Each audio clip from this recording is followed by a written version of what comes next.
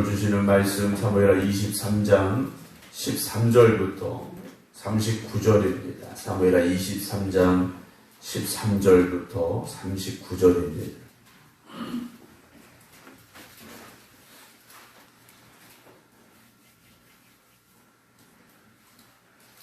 또 30두목 중 세 사람이 곡식 뺄 때에 아둘람 굴에 내려가 다윗에게 나아갔는데 때에 블레셋 사람의 한 무리가 르바임 골짜기에 진쳤더라. 그때 다윗은 산성에 있고 그때 블레셋 사람의 요새는 베들렘에 있는지라. 다윗이 소원하여 이르되 베들렘 성문 곁 우물물을 누가 내게 마시게 할까 하며 세 용사가 블레셋 사람의 진영을 돌파하고 지나가서 베들렘 성문 곁 우물물을 길어가지고 다윗에게로 왔으나 다윗이 마시기를 기뻐하지 아니하고 그 물을 여호와께 부어 드리며 이르되 여호와여 내가 나를 위하여 결단코 이런 일을 하지 아니하리이다. 이는 목숨을 걸고 갔던 사람들의 피가 아니니까 하고 마시기를 즐겨하지 아니하니라. 세 용사가 이런 일을 행하였더라. 또 수리 아들 요압의 아우 아비새이니 그는 그 세 사람의 우두머리라. 그가 그의 창을 들어 300명을 죽이고 세 사람 중에 이름을 얻었으니 그는 세 사람 중에 가장 존귀한 자가 아니냐. 그가 그들의 우두머리가 되었으나 그러나 첫 세 사람에게는 미치지 못하였더라. 또 갑셀 용사의 손자 여호야다 아들 분하이니 그는 용맹스러운 일을 행한 자라. 일찍이 모압 아리엘의 아들 둘을 죽였고 또 눈이 올 때 구덩이에 내려가서 사자 한 마리를 쳐 죽였으며 또 장대한 애굽 사람을 죽였는데 그의 손에 창이 있어도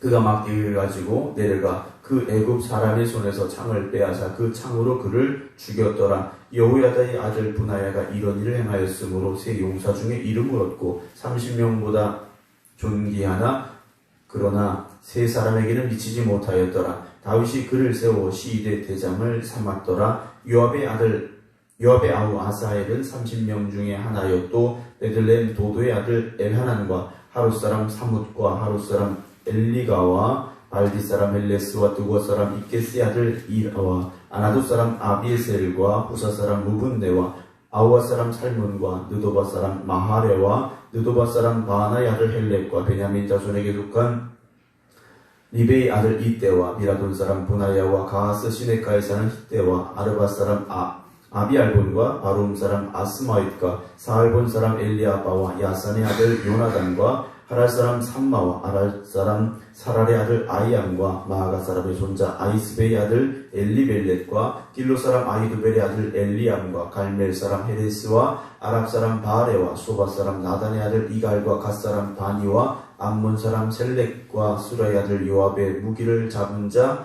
부에롯 사람 나헤라 이델 사람 이라와 이델 사람 가렙과 헷 사람 우리아라. 이상 총수가 37명이었더라. 아멘. 할렐루야.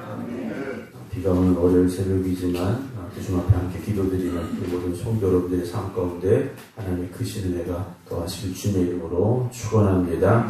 오늘도 온라인으로 함께 예배드리고 계신 김건욱 권사님, 안친환 권사님, 임승자 집사님, 박용료 권사님, 정봉 권사님, 김효 권사님, 김준무 장로님, 박정순 권사님, 정정희 집사님, 안금용 권사님 주님의 이름으로 축복합니다. 우리가 하나님께서 주신 사명 또 그 일들을 같이 하는 사람들이죠. 우리 흔히 동역자라고 말을 합니다. 이 동역자라는 것은 짐을 같이 지는 사람들입니다. 어떤 일을 함에 있어서 같이 하는 사람들인데 주님의 일을 같이 하는 동역자라는 것은 똑같은 일을 어떤 똑같은 분량을 한다라는 의미는 아닙니다. 각자에게 주어진 능력이 다르기 때문에 어떤 형편과 처지가 다르기 때문에 우리가 주님께서 주신 사명을 감당하기는 하지만 서로가 하는 일의 역할이 다르고 어떤 분량이 다르다라는 거죠.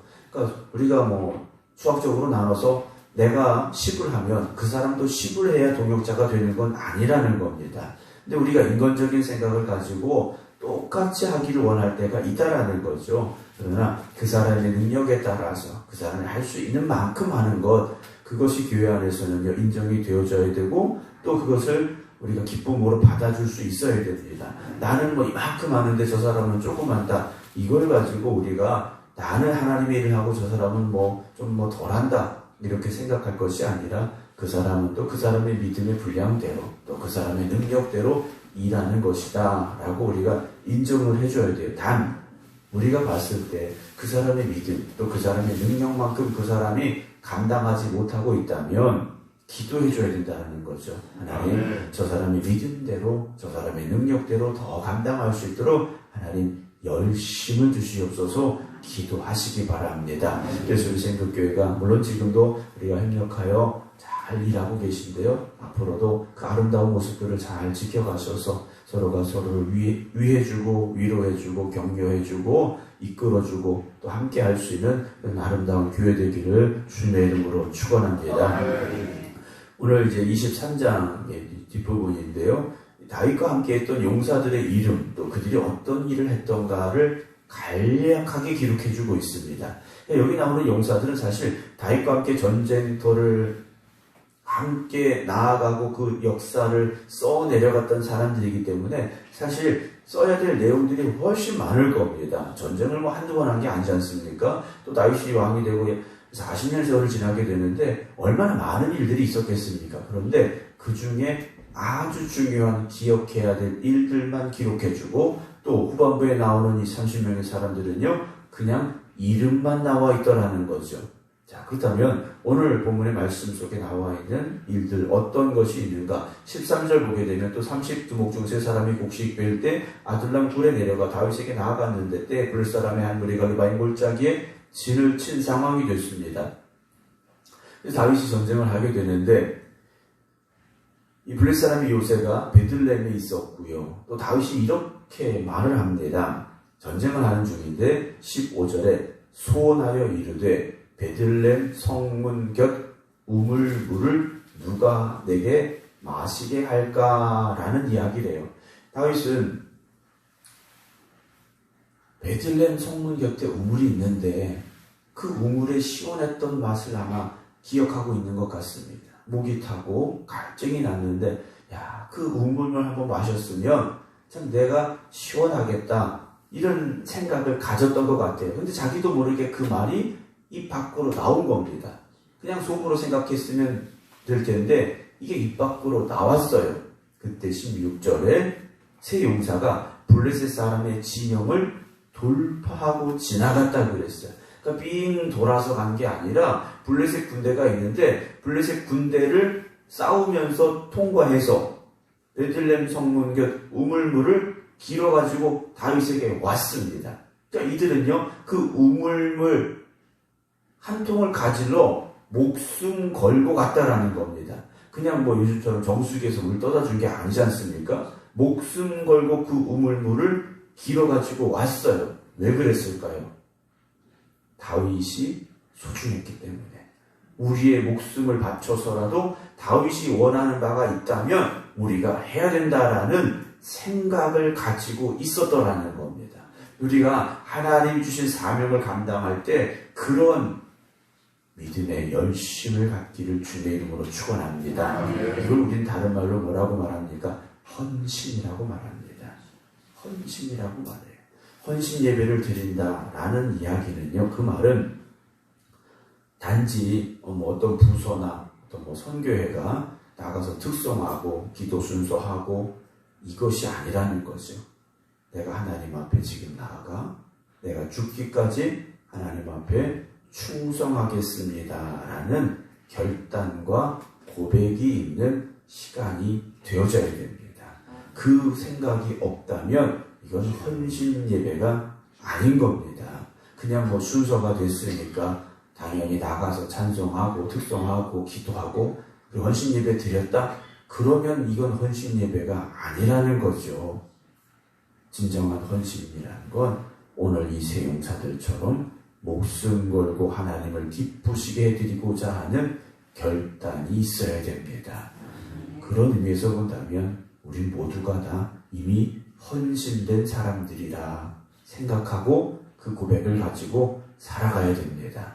내가 어느 순간에 어떤 능력이 되면 하겠다. 이게 아니지 않습니까? 이미 우리는 그 길로 들어선 사람들이라는 거죠. 아무리 내 앞을 가로막는 일들이 있다 할지라도 하나님이 기뻐하시는 일이라면 우리가 목숨 걸고 그 사명 감당할 수 있길 원합니다. 진정한 헌신이 있는 우리 생극교회 되기를 주님의 이름으로 축원합니다. 자, 이들이 우물물을 길어가지고 다윗에게 왔어요. 이들이 목숨 걸고 가져왔지만 다윗에게 그 우물물을 건네면서 이들의 마음이 어떻겠습니까? 기뻤겠죠. 자, 우리가 다윗이 기뻐할 수 있는 이 일을 했구나. 아마 마음에 그런 마음이 있었을 텐데 다윗이 어떻게 합니까? 그걸 기쁘게 마신 게 아니죠. 다윗이 마시기를 기뻐하지 않았다 그랬어요. 기뻐하지 않았다. 왜 그랬습니까? 17절 먼저 보면 목숨 걸고 갔던 사람들의 피입니다라고 말해요. 다윗이 받은 건 그들이 떠온 베들레헴 성문 곁에 있는 우물물이 아니라 그들의 피였다라는 것이죠. 여러분, 우리가 하나님 앞에 헌신할 때 하나님은 우리의 헌신을 그렇게 기쁘게 받아주고 계심을 믿으시기 바랍니다. 내가 한 것이요 하나님에게 그렇게 받아들여질 수 있는 우리의 신앙의 삶, 그게 바로 헌신된 성도의 삶입니다. 우리가 보기엔 그저 일상적인 신앙의 모습일 수 있어요. 그러나 그것이 나의 헌신된 믿음의 모습이라면 하나님은 그렇게 무겁게 받아주신다는 거죠. 귀하게 받아주신다는 겁니다. 다윗이요 이 우물물을 어떻게 합니까? 16절 마지막에 그 물을 여호와께 부어 드렸다 그랬어요. 하나님께 부어 드린 겁니다. 여기서 부어 드렸다라는 말은 우리가 전제라는 표현을 쓸 수 있어요. 전제란 무엇이냐? 어제 집회 갔다 오신 분들은 목사님 하신 말씀 속에 나와 있었는데, 예를 들어서 뭐 소나 양을 잡아서 하나님 앞에 번제로 드리게 되는데 거기에 부어드리는 포도주입니다. 그러니까 거기에 전부를 다 쏟아 붓는 거예요. 다윗은요 그 우물물을 한 모금도 마시지 않았습니다. 우물물을 한 모금도 마시지 않았지만 다윗은 이미 그 우물물을 마신 것보다 더 큰 마음의 기쁨을 얻었고요. 내 곁에 이런 사람들이 있구나라는 감사함이 있었다라는 거죠. 그래서 모든 걸 하나님 앞에 쏟아 부어 드렸다라는 겁니다. 한 모금이라도 좀 마시고 하지 이런 생각이 아니었다라는 겁니다. 사랑하는 성도 여러분, 우리의 삶은요 하나님 앞에 부어드리는 삶이 되어져야 됩니다. 나를 생각하는 삶이 아니라 하나님 앞에 드려지는 삶이 되기를 힘쓰시기 바랍니다. 다윗이 17절 여호와여 내가 나를 위하여 결단코 이런 일을 하지 않겠습니다. 이는 목숨을 걸고 갔던 사람들의 피가 아닙니까? 하고 마시기를 즐겨하지 않았다 그랬어요. 다윗의 이 모든 행동을 다윗과 함께 했던 용사들이 보고 있었겠죠. 목숨 걸고 우물물을 길어온 3명을 보면서 야 우리도 저런 용사가 되어야 되겠구나 아마 생각을 했을 것이고요. 그렇게 목숨 걸고 가져온 우물물을 다윗이 이건 저 사람들의 피구나 생각하면서 그렇게 고백하면서 하나님 앞에 부어드리는 모습을 보면서요 다윗과 함께 했던 용사들의 마음속에 어떤 생각이 들었을까 하는 것이죠. 오늘 우리 생극교회가 이런 용사들로 또 이런 고백으로 채워지기를 주님의 이름으로 축원합니다. 18절에 또 다른 용사들이 나오는데요. 수레 아들 요압의 아우 아비새가 나옵니다. 다윗의 조카들인데 그는 세 사람의 우두머리라 그가 그의 창을 들어 300명을 죽이고 세 사람 중에 이름을 얻었다라고 되어 있어요.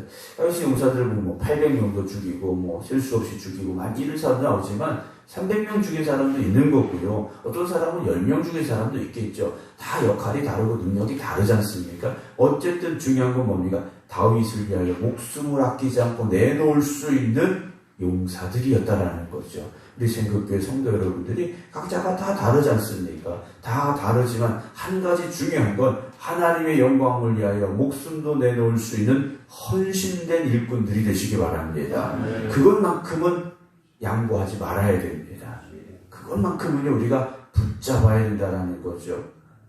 19절에 그는 세 사람 중에 가장 존귀한 자가 아니냐 그가 그들의 우두머리가 되었으나 그러나 첫 세 사람에게는 미치지 못하였더라 그랬어요. 그러니까 앞에 맨 처음에 나왔던 세 사람들보다 조금 못했지만 그들도 뭡니까? 용사라는 거죠. 20절에서는요. 갑실 용사의 손자 여호야다를 분하야가 나오는데 이 사람은 일찍이 모압 아리아의 아들 둘을 죽였고 왕의 아들 둘을 죽였고요. 또 눈이 올 때 구덩이에 내려가서 사자 한 마리도 쳐 죽인 사람입니다. 21절에서는 그 사람이 장대한 애굽 사람을 죽였는데 그의 손에 창이 있어도 그가 막대기를 가지고 내려가 창을 들고 있는 애굽 사람을 막대기 가지고 내려가서 싸워가지고요. 그 사람의 창을 빼앗아서 그 창으로 그를 죽였던 일도 있었더라는 것이죠.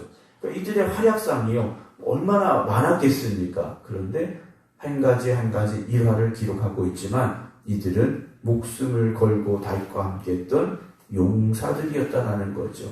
24절 이후에서는요. 사람들의 이름이 쭉 나옵니다. 이들 역시 어떤 사람들입니까? 다윗을 위해 목숨을 바치기를 아깝게 여기지 않았던 그런 사람들의 이름이 쭉 나와요. 다 알 수 없는 사람들입니다. 그리고 이 사람들 이름 외우실 필요는 없어요. 그런데 한 가지 기억해야 될 이름이 나옵니다. 마지막 39절에 햇사람 우리아가 나옵니다. 햇사람 우리아가 나와요. 다윗이 밧세바를 범하고 전쟁터에 내몰아 죽게 만들었던 사람 우리아가 나옵니다. 다윗의 입장에서는 사실 이 사람의 이름을 여기 기록하고 싶지 않았을지도 모릅니다. 그런데 하나님께서는요, 이 우리아의 이름도 여기 기록하게 하셨더라는 거죠. 다윗이 얼마나 잘못된 일을 했던가를 다윗에게 깨닫게 하시고 그리고 오늘 우리에게도 기억하게 하시고자 하시는 하나님의 뜻이 아닐까라는 생각을 합니다. 우리아는 어떤 용사였습니까? 다윗이 집에 가서 편히 쉬라고 해도 자기와 함께한 용사들 그들과 함께 길에서 그냥 잤던 사람들이라는 거죠. 그런 우리아를 다윗이 사지로 내몰아 죽게 했더라는 겁니다. 사랑하는 성도 여러분, 오늘 우리는 어떤 사람들이 되어져야 되느냐? 하나님이 주신 사명을 감당하는 헌신된 일꾼들이 되어지기로 원합니다.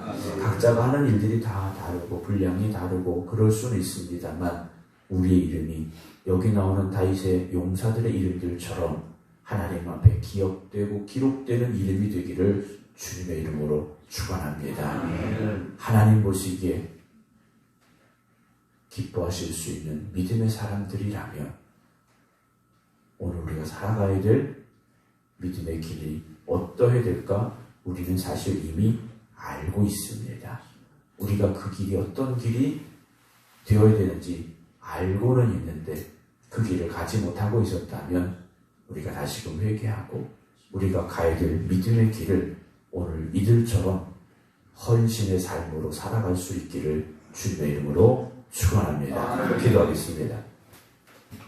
하나님 아버지, 은혜와 사랑을 감사를 드립니다. 아멘. 새롭게 일주를 시작하며 월요일의 첫 시간 하나님 앞에 나와 또 각 가정에서 또 저들이 있는 곳에서 하나님 앞에 엎드렸습니다.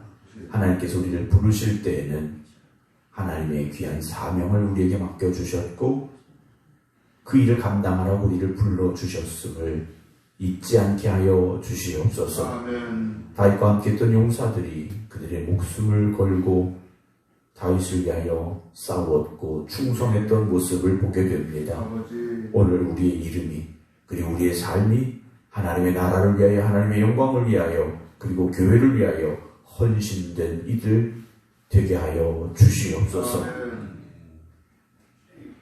오늘 이 하루가 하나님 앞에 저희들 충성된 삶을 살아가는 날이 되기를 원합니다. 내 생각대로 내 주장대로 살지 말게 하시고 오직 하나님의 영광을 위하여 우리의 목숨을 다하여 헌신하고 충성하는 믿음의 용사들 되게 하여 주시옵소서. 아멘. 기도드리는 성도들의 간절한 기도에 하나님 응답하여 주시옵소서.